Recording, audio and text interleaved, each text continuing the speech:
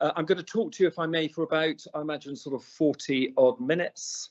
And then we can go to questions. Now, the slides I've got to you today, please use them as a resource. So I would like you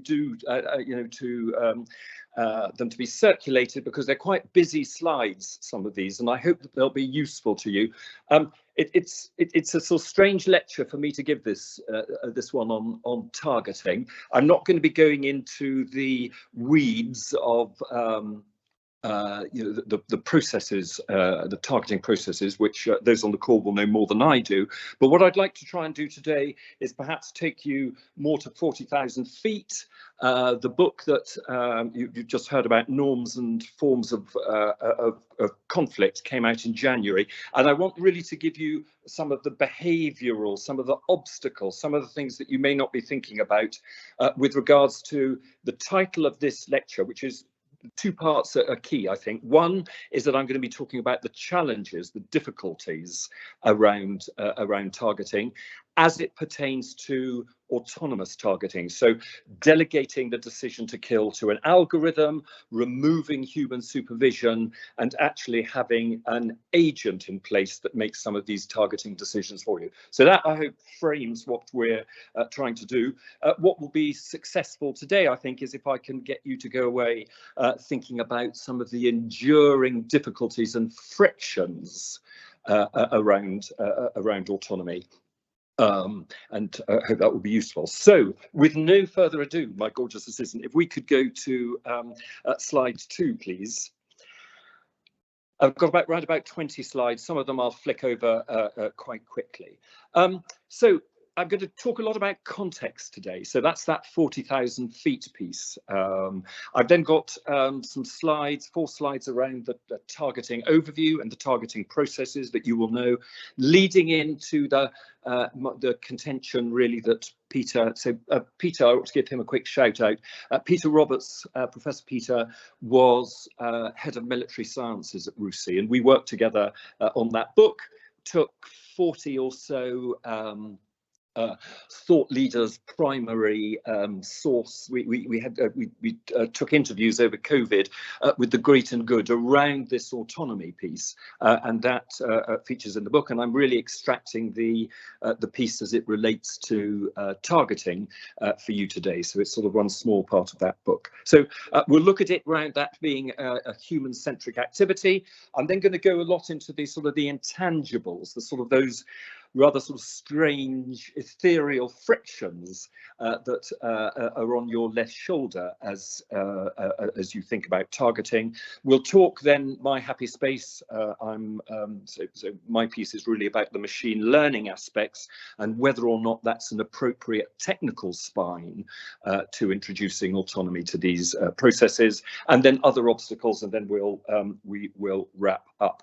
So I think before we start, there's just a couple of continuums here that you ought to be aware of, I think, and that is we are talking about autonomy here. So not automation, not automaticity, which to me is the automating of those, the pipe work, infrastructural things that are going on underneath, so slightly before perhaps a decision to kill is taken by an agent. It's all those other processes that are taken over by a machine. What we're going to be talking about today is whole agent taking over the targeting processes and how that might be difficult.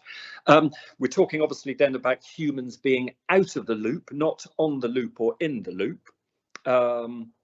And I think throughout the talk, think about, where agency is. So I'm going to be talking about whole systems as opposed to partial systems where an element of componentry will have agency. So most of what I'm talking about today, if you like, is the sort of the Terminator model that you see rolling across the hillside, that's been set off on a Tuesday morning, and it is an autonomous agent in all things that it does.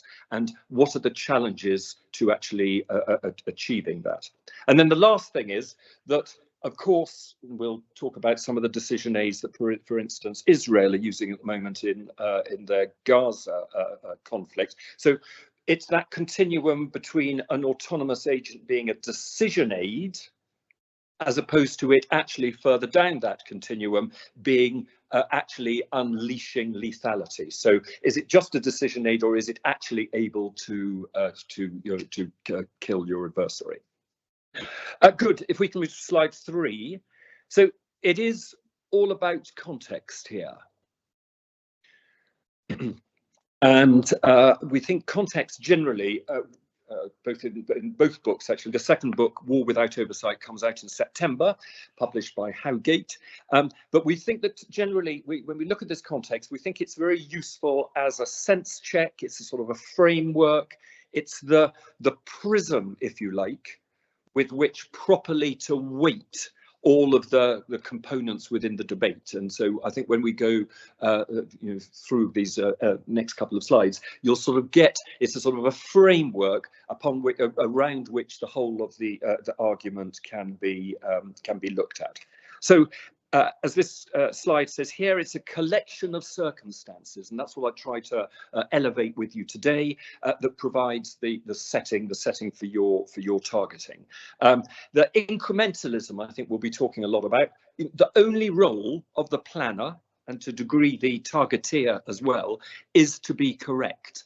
And certainly with the planner, the follow-on from that is, of course, that change actually tends to be quite muted. It's all little steps. And I think when we'll have one slide when we'll look at the difference between the bombardier standing in a wood with an air defense post to perhaps the SO3, SO2 who's actually making targeting decisions. And so another continuum there. But it's that sort of incremental piece. Right. So context we've talked about. Let's now go to slide 4.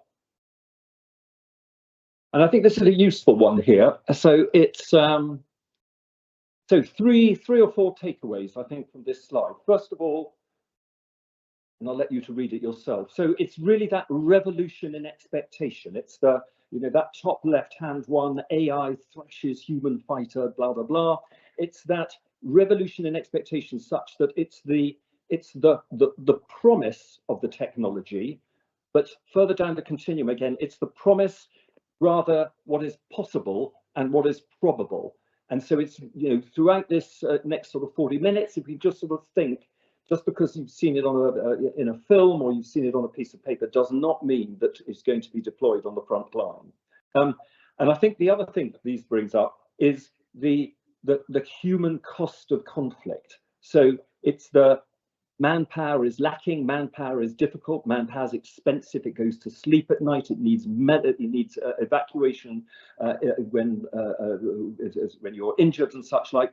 And it's also, I think, perhaps the politician does not want to see body bags coming back. So again, it's that driver towards autonomy. And perhaps the other thing here with that top right-hand corner is that Western hubris. It's the idea that all of us on the battlefield are going to play to the same rules.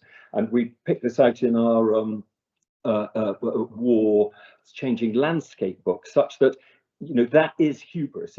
We shouldn't necessarily expect that the laws of armed combat that we'll talk about in a minute, that our adversaries will play to that same playbook. And also, again, we'll talk about this in a minute, but it's that role of social media. We are getting everything about this autonomy through these pictures, through social media. And that is one discontinuity that we'll catch up later on, that everyone's got a smartphone, no one can be a bystander in war anymore. The OSINT and everyone has the wherewithal now to be a targeteer. So we'll look at that. And I think just from this slide, when thinking about autonomy, what are the drivers to having autonomous targeting and the like? And it is because certainly there's a commercial push and there's dual use with all of these. We all have smartphones, and much of the technology for what we will be talking about this morning comes from these purveyors of commercial hardware.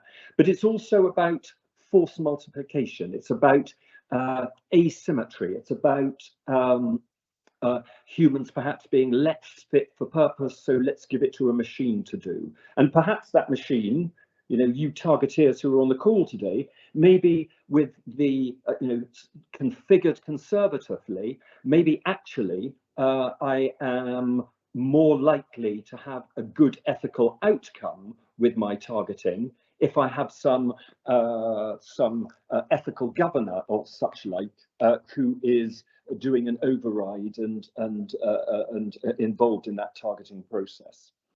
So if we go on to the next slide.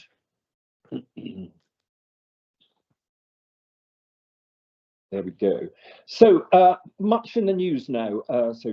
Targeting, obviously, with the Israeli CHACR system, which Rusi published an interesting piece last month in February about the Israelis using, IDF using machine learning and AI agents in the Gaza Strip in order really to provide a targeting bank, because in previous incursions, the IDF were finding that they would run out of targets, horrible thing to say, in that second week. And so there's been much talk about the use of an agent there, so a machine learning agent, to perhaps help in the assembly of that.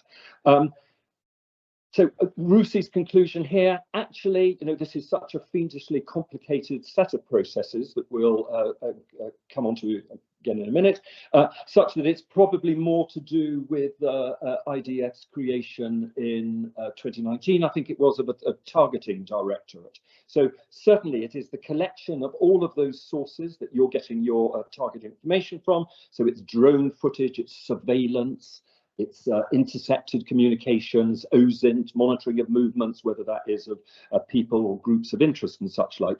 And AI is certainly useful in achieving patterns and working patterns in that information, better perhaps than a human will do. But more than that, Rusi concluded that that is the limit to the degree of autonomy that's within that system. But I think it's useful just to pick up on that complexity. So if we go now to slide 6, and this isn't a very useful slide, and I won't really talk to it very much, but I use the idea of a cohort, and we use this in both of the books that's been written. The number of elements and parties that are involved in fielding an autonomous weapon. So whether that be, the politician, it's the commander who, after all, has got a set of assets that he or she can call on. And then all the way down through the programmer, the sergeant major who is actually doing who is integrating these machines and doing the training and reading the doctrine, and all the way down to maintenance and then the end users of these machines. So I think this is sort of useful. Within that red squiggly line is just some of the elements which, if nothing else, indicate the extraordinary complexity, which, after all, must entirely be captured by code within the autonomous weapon. It is in a communications denied Faraday box, if you like, such that everything, all of the intelligence must be on that, on the machine, on the platform, on the targeting platform, on the lethal weapon. And can all of these points be reflected in that code? And that's one of the things that we'll be looking at. And that's really whether it's a deliberate target, so it's the SO2, SO3 with jointery and integrated in its prepared target set, or it's also that dynamic, it's that single bombardier, as we talked about before, and we'll look at again in a minute. To what degree can those processes be automated to the satisfaction of being able to remove human supervision from it? And I think that's, of course, is very difficult.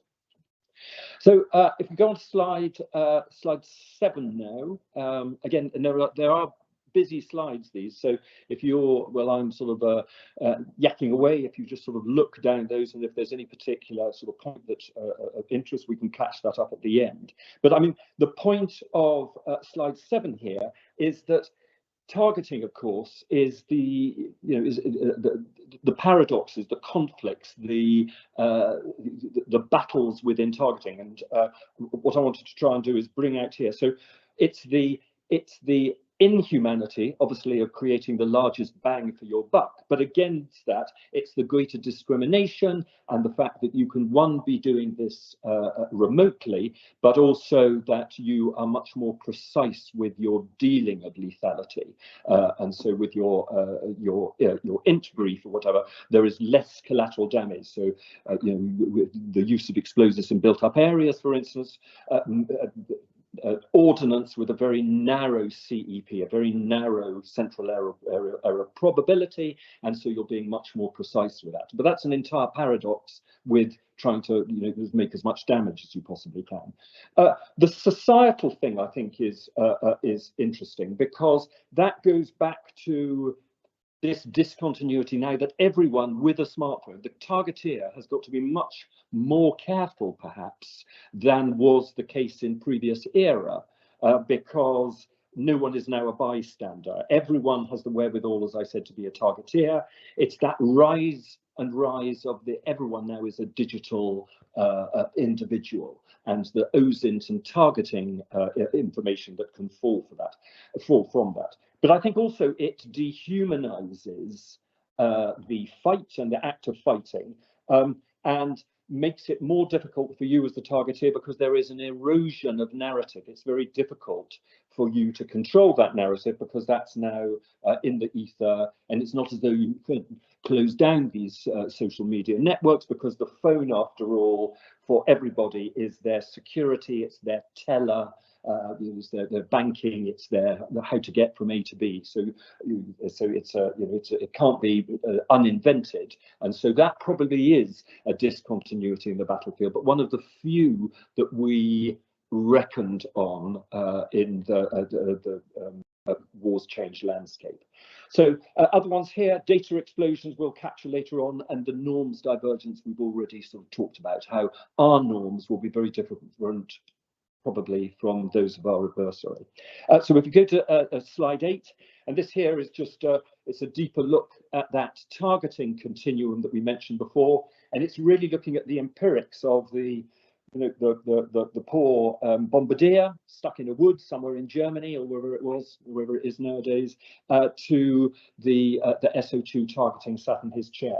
And so if we look on the left-hand side here, actually, where are we today with this autonomous piece? We're not with these Israeli AI systems. Actually, it's the lens, it's still the human eye, it's the individual permission, the individual behind that that targeting, the air defense post, if you like, making that decision and making that call. It's experientially based, it's a whole lot of different factors, a very different action sequence than perhaps you would otherwise have to program in with a decision waterfall were this to to happen autonomously. And so as a result, look, it's there, it's fight the kit. It's a very thin number of scenarios. You are there for a purpose, nothing else.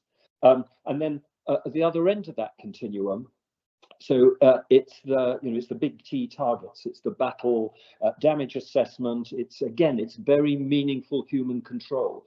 Again, you may have received and had processed through a decision aid and have better sort of the apex call, if you like, from all of that intelligence, but you as the individual are then making the target list, and you're prioritizing that, you're putting together target packs and the like. So there are autonomous processes underneath, but again, today, absolutely showing the primacy of the individual. And so if we go on to the next slide here, so slide 9, and really just forcing you to think about the human-centric activity that is targeting. So we like looking at Thucydides, perhaps, because he, I think, was first, thinking back to my O-levels, seemed to be the first looking and overlaying on top of what is otherwise war policy, but very much the political and the moral analysis. Two things that are intangible, ambiguous, cannot be put into code. So, that I think is interesting. Thucydides is also useful for us, I think, here, because it was always the chaos of war. And that's, I think, is always useful to have in the back of one's mind. And also, his statement that, what is a state? What is the party who is guiding war if they delegate killing, in our case, to code? So, so that's that sort of state angle and moral and ethical angle that we'll talk about. Social context we talked about a bit already. It's the who, the what, and the why of the target. Again, shrouded by ambiguity, requiring priority and requiring that human touch in order to be optimized.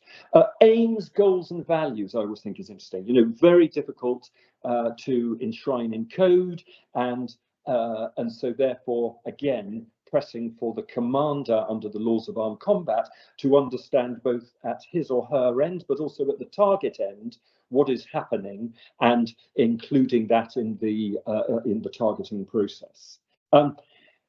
I think it's also, all of this is is tempered, if you like, by empirics, and we'll look at this later on. But it is about leadership. It's about friction. So, good luck with the autonomous decision aid if the sergeant major or the second lieutenant or whoever it is having to integrate that into battlecraft.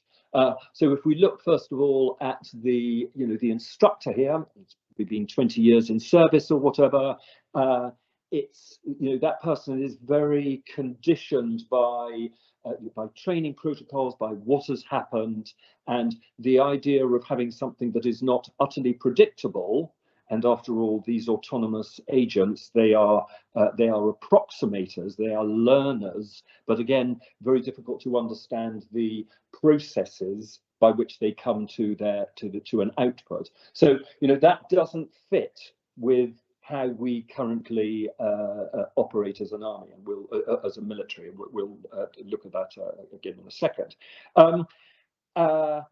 On the other hand, it's things are moving incredibly quickly. So when I finished a PhD in 2015, the tagline would have been that anything in this space would have been risible. But then if we look now at Ukraine and see the extraordinary advances that have happened, and I know that Ukraine is only one war, and next time we have a war, the planner will be flummoxed because it will be completely left field and very different. But nevertheless, extraordinary developments are happening. So I think when we go to the technical section in a few minutes, there are some enduring technical difficulties, but it's amazing how quick some of the low-hanging fruit has already been has been picked and has been dealt with. So that dynamic as well, when you think, I think about introducing machines and removing human supervision for this. But also, and as an adjunct to that, I think,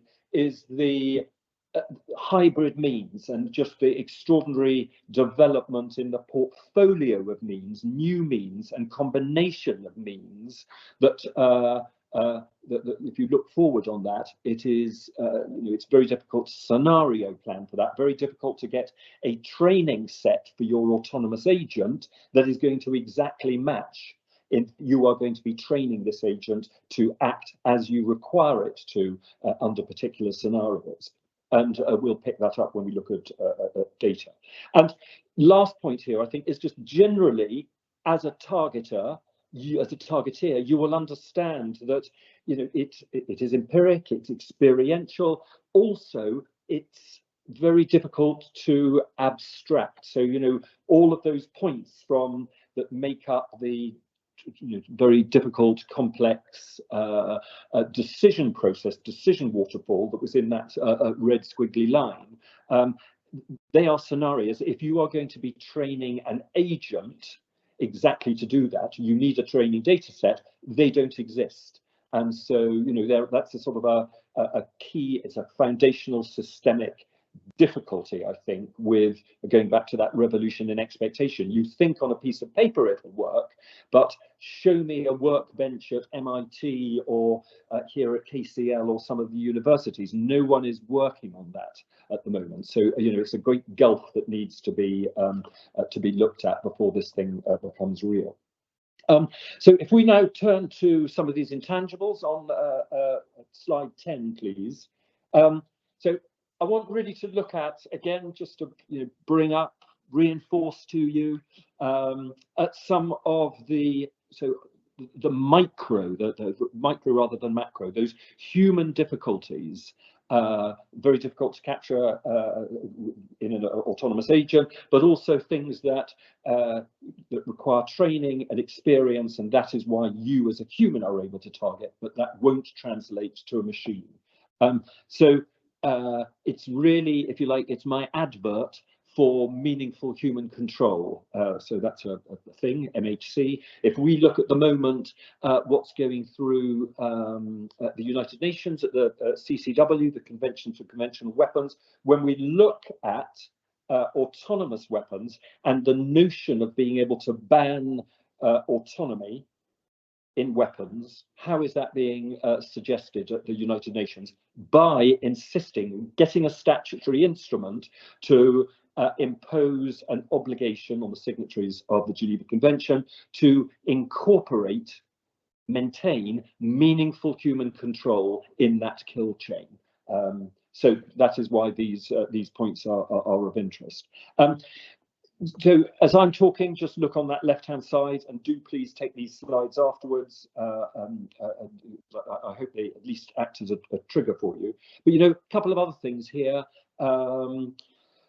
Old generation, existing generation weaponry, it remains very lethal. So, the notion of that we just have to keep replacing this stuff with new autonomous platforms is not necessarily the case. And as we, of course, do become more remote with our engagement, as evidenced in Ukraine, do bearing in mind that range and signatures and speed and AI, that really complicates your decision processes here, and especially around command. And we have a slide in a minute looking at some of the behavioral points of this, but command is very, very difficult.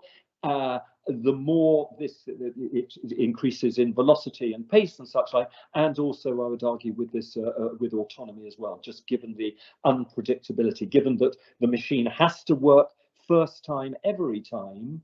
How does that work? How does that then fit in to battlecraft, where you can't interrogate the machine, where the machines are learning? Bear in mind, with machine learning, they are learning at different rates. It may well be that as you set your two different machines out on you unpack them on a Tuesday, and off they go and do their stuff. One goes behind a hill, and it is learning very differently from its colleague machine. You may then have to do a patch and send a patch to it, and how do you verify that? And it's now a different version. And how are you as the commander understanding your two assets that 3 days later you set them off on Tuesday, but now they are very different machines? And that, I think, under the laws of armed combat, when we talk about proportionality, distinction, military necessity, protection of civilians, are you going to understand what the machine is doing at that target end if it has been self-learning, which is the subject today. And also, you as a targeteer will completely know this wonderful notion of attacking birds with golden bullets. So I always like that. It's a Philip Sabin who runs the War Department here at King's in London, but just the notion of a very expensive weapon taking out what is a thin-sided, thin-skinned lorry or such like. So again, perhaps easier for a human to understand than very difficult to understand, to program that into a machine to make that category distinction. If we go on to the next slide, slide 11, how are we doing for time? All right. I think now, really, if we this is perhaps should have had this as a slide before, maybe, what does autonomy look like for you as the targeteer? So it's certainly in the sense of it being a weapon, it senses and it acts unilaterally. So it doesn't have you as the targeteer on that loop. And it's algorithmic, as I said, using a descent gradient and such like decision making. The key in terms of definitions when looking at the United Nations, where we are in that negotiation at the moment, is it's making that target selection. So exactly what you as the targeteer would do. It is from sources, and we talked about where they come from. It is identifying them, understanding, prioritizing, enacting, and then engaging if that is what the algorithm then decides. And from the machine learning case, the thing that you need to bear in mind with your targeteering is that it's processing from a known case, so something that it's done in the past, and it's then carrying that forward and using it in the future, which is fine if the scenario is the same. But as we've already discussed, and within that wavy line, there's a lot of exogeneity and different stuff that comes, not least adversarial spoofing. So when talking about training sets for your target decision aid, the idea that a tank, for instance, is so how do we understand a tank in a data set? It's grey, it moves obliquely, it's got a turret and a barrel, it's got a particular RF signature or whatever. But with regards to the current machine learning models, I'm having to turn, as a spoofer, as an adversary who's trying to confuse your system. It's less than 0.05 of 1%. So we're talking 50 pixels in a 1 million pixel picture. I'm changing that, and suddenly from a tank, it becomes a banana or such like. And again, no one is on their workbenches at university currently are able to improve that. So very easy to spoof. And if you've delegated your right flank to a machine, why are you going to do it? Why would you ever do that? You're always going to have a human in the loop to do that smell test, such that the tank on the right flank, okay, the machine doesn't understand, but at least then you would have some, a human acting as your final resort there. If we can go on to the next slide, 12.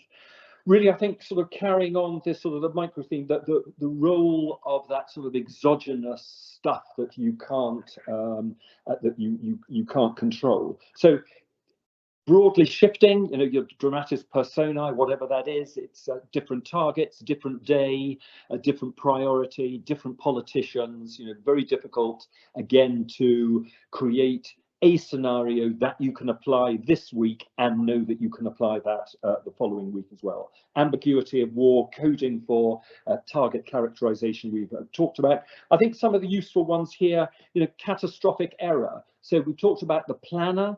The only thing the planner needs be is not wrong, and that really applies to you as the targeteer as well. And so how that knocks on perhaps to the autonomous targeting is how tight you have your feedback loops, how tight you have configured your system such that how much error you are allowing into your system. And again, nobody particularly talking about this. No doctrine has yet been written around this. Are you expecting your machine to be morally, ethically, also operationally equivalent to a human, better than a human, or slightly less than a human? So these sort of three things that you sort of need to balance here. And I think within, if we go back to that slide with all the sort of the wiggly red line and all the decisions that make up the final target priority, it's the things that you need to,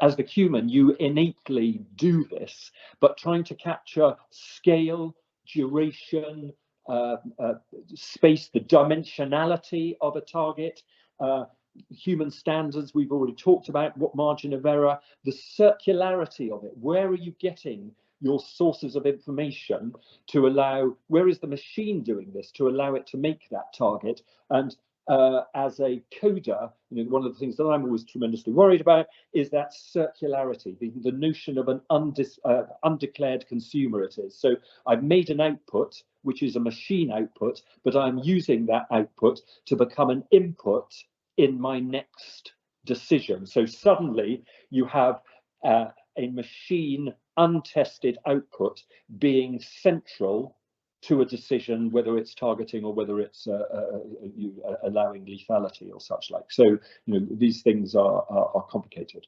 If we go on slide 13,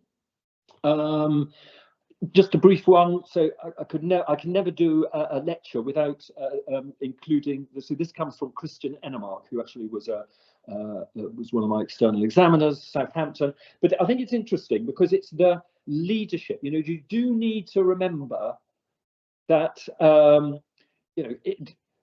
if we just have drones, if we just have autonomous agents on the battlefield, what happens? So this sort of what then is the role of the leader? So, what a bravery, initiative, example, endurance, courage, honor, or whatever. None of these things obviously are codable, and so it's that sort of notion. The whole I put this slide in really to try and emphasize that were this to come about, autonomy on the battlefield, there is, it is utterly the discontinuity is complete. Everything suddenly you have when going to Sandhurst or such like, who are you choosing as your next leaders? Is it the coder?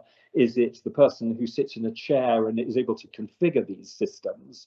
Or is it, that is actually probably the value. If you look now at, even down at Ukraine at the moment, Rusi were commenting last week that if you look at the company level, even less the platoon level at Ukraine, so 16 soldiers will probably, at the moment, in the last 3 months, will be accompanied by 16 drone operators. So you've suddenly got, your cohort is 30 there, but oh my goodness, do those look very different?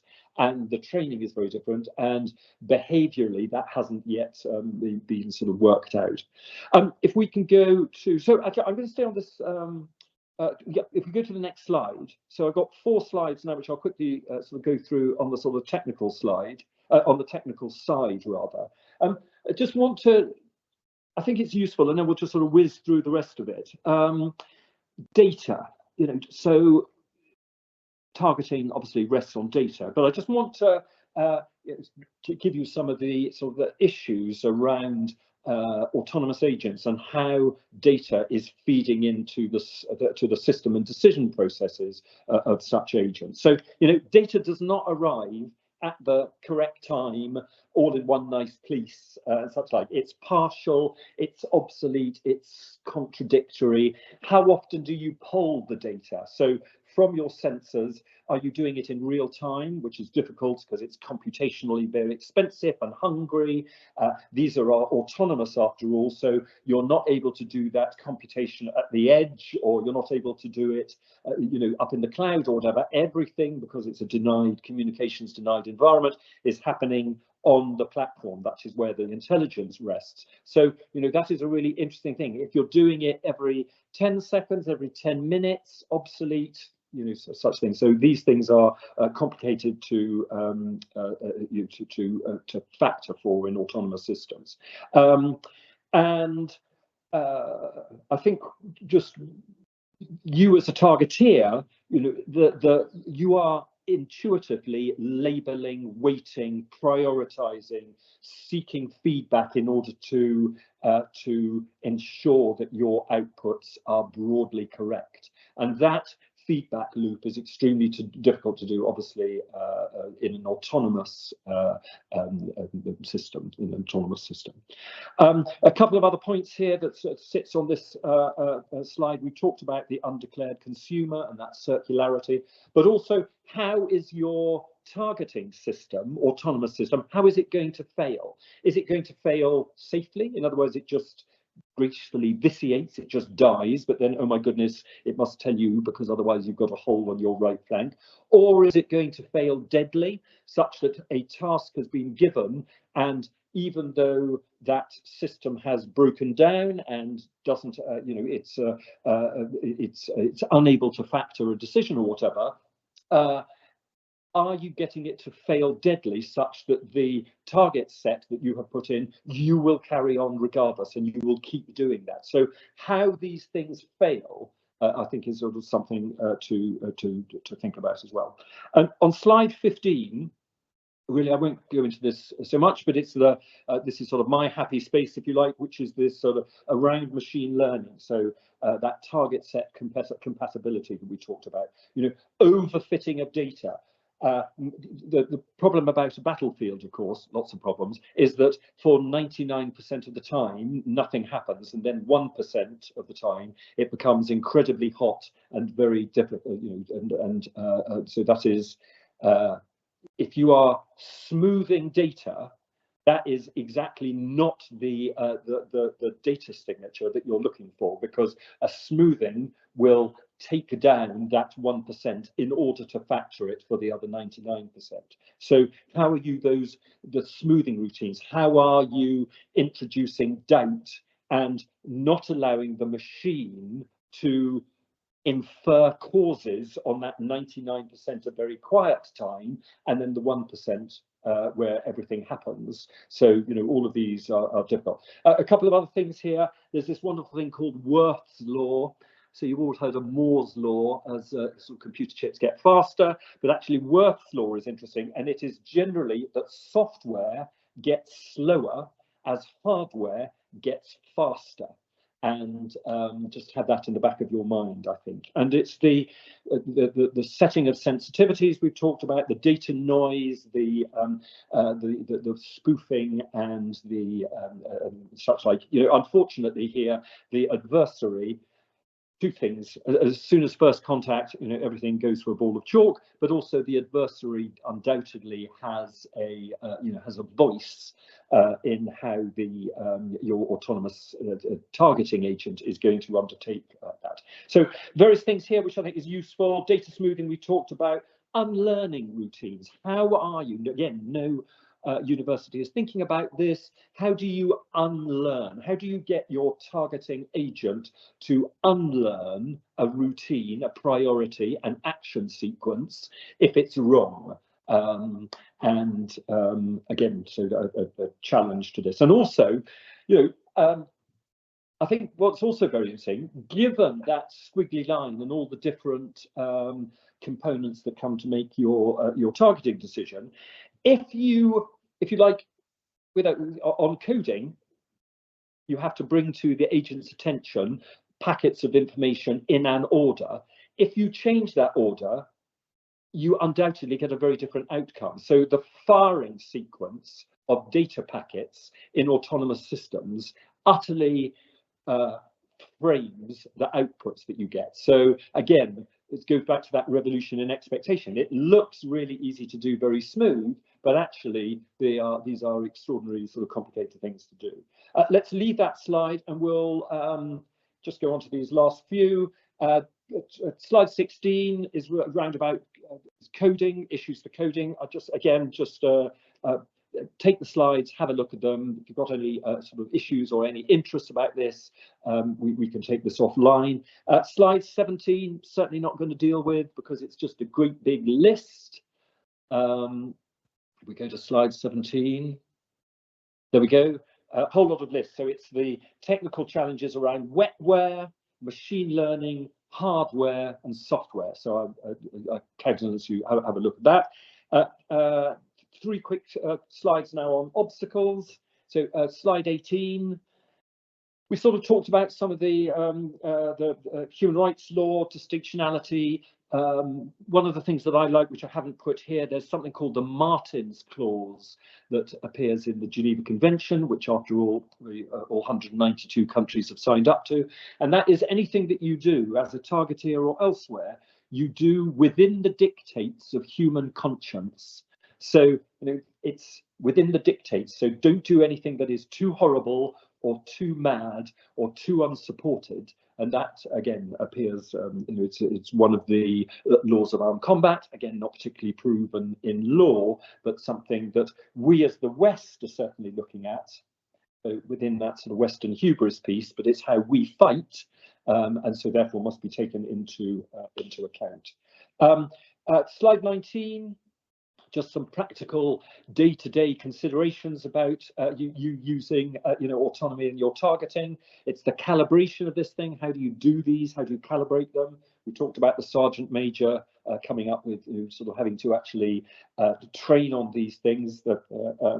And I think it's the sort of the field craft as well, perhaps not as a decision aid for you as a targeteer, but certainly if this thing is moving about this agent, it's, how do you replen it? How do you restock it, repair it? We've talked about version control, patches, the idea of ensuring that your piece of autonomy, your agent, is up to date with a patch. How do you version control, verify, test that? Again, hasn't particularly been thought about. Only 2 more slides now. So if we go to slide 20, which will really skip it, it's all of the behavioural points, if you like, around this. We just nullification, I think, is an interesting one. It may be that if you are using an agent, certainly an autonomous agent on the battlefield, so first time I see this as your adversary, oh my goodness. But second time, third time, human ingenuity is such that I like this notion of nullification. It's actually a second, third time around, I will find a workaround this. So it's the fleeting advantage of these autonomous systems. And actually, if you look at Ukraine, who thought that it was going to be a battle of attrition and artillery and the strong conventional glove? When we were taking our primary evidence for that first book at RUSI in COVID, when COVID was around, and we were talking to these thought leaders and such, everyone, to a person, to a man and a woman, thought that it was hybrid. It was, it was little green men. We were not going to have, tanks and running across the Eurasian steppe and such like. So, I think that nullification is just sort of just having the back of your mind. It's a sort of a friction to all of these. Last slide now, 21. So we talked about nullification. We talked about revolution in expectation. It is a human activity here, and there are some enduring technical challenges. We talked about machine learning.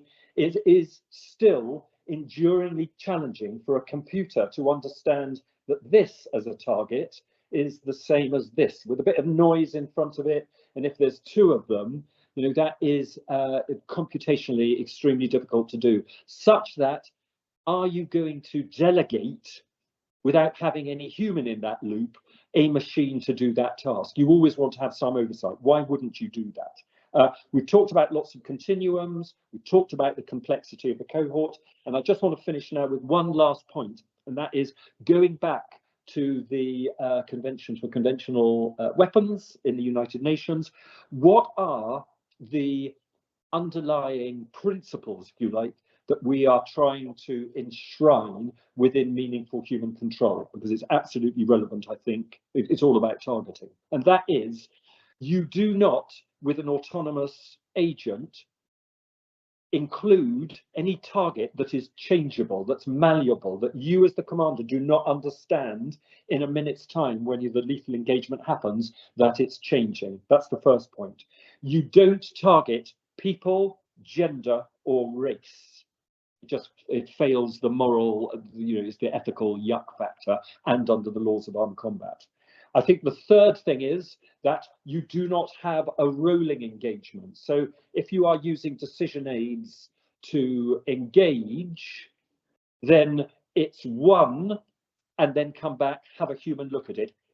2, come back, a human looks at it. It is not rolling 1, and then on the back of that battle damage assessment we looked at, good luck with getting an autonomous agent to do that, and then 3 and 4. You do not have rolling engagements. You must rein back and have the human again back into that loop.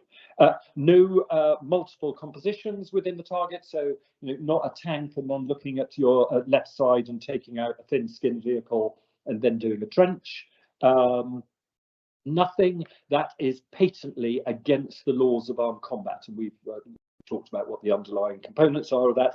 And then lastly, before I finish, is just anything that is done autonomously must have a limit with regards to that engagement's duration and its space. You know, so a kill box with a loitering munition above it, if that is going to be autonomous, then there are all sorts of guardrails that must be put in place, and indeed a veto to allow that to happen. So a limited duration and limited space. Thank you very much, and I do apologise about the technical gremlin in the middle.